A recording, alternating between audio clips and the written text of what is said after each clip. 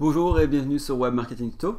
Donc dans la suite de ce tuto, on va voir comment créer une adresse email comme on l'avait vu en début de tuto sur la création du site artphotopro.com.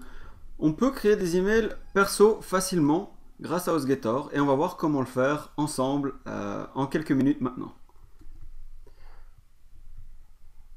Donc première étape, c'est de réouvrir l'email que vous avez reçu quand vous avez créé votre compte HostGator.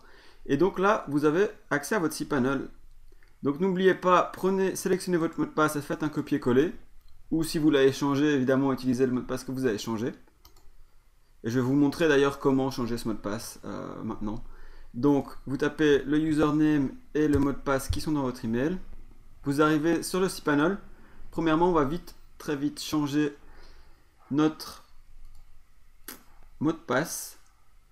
Donc pour ça, vous allez ici dans les préférences et vous pouvez changer le password. Et vous pouvez même changer la langue ici si vous voulez passer en français.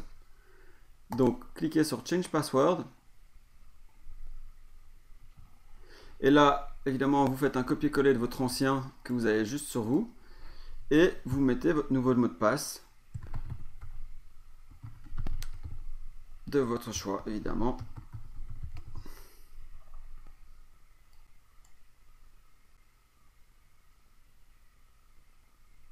Voilà, donc il me dit que ça a été actualisé. Donc là, il va me virer vu que le mot de passe a été changé.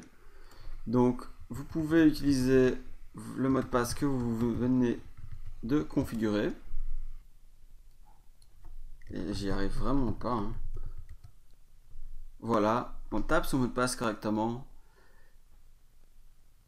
Et donc voilà, on a changé son mot de passe. Alors, si vous êtes plus doué que moi avec votre clavier, ça devrait marcher sans souci. Et maintenant, on va créer notre nouvelle boîte email. Alors pour ça, vous allez ici dans Email Account.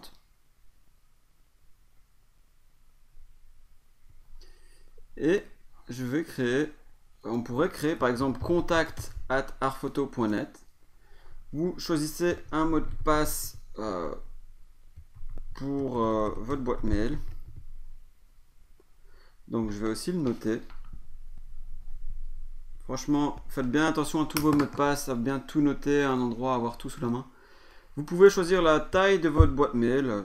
Donc vraiment, c'est comme vous voulez. Donc soit une taille limitée, soit illimitée. Et vous créez votre compte. Voilà. Et donc là, après, on peut l'associer à notre compte Gmail. Et pour ça, je vous invite à regarder la vidéo que je mets en lien maintenant, ici, pour comment l'associer à votre boîte Gmail. Et on peut le faire avec Hotmail et tous les autres. Mais comme j'ai déjà montré dans une autre vidéo, je ne vais pas m'attarder trop là-dessus. Je vous invite juste à regarder cette vidéo-là. Et donc, on pourrait créer une autre boîte email, par exemple. Donc, j'aurais ma boîte perso, et puis chaque employé aurait un email à son nom. Donc là, je vais créer Julien. Et disons que je collabore avec Marie et Eleanor, donc je vais leur créer, elle aussi, un email.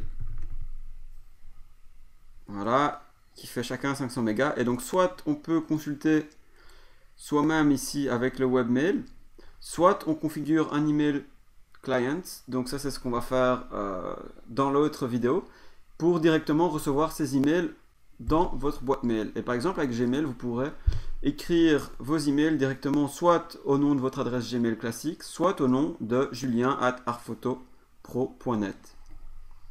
Et donc voilà, vous voyez, donc chacun de nos employés a sa boîte email et c'est hyper rapide à configurer.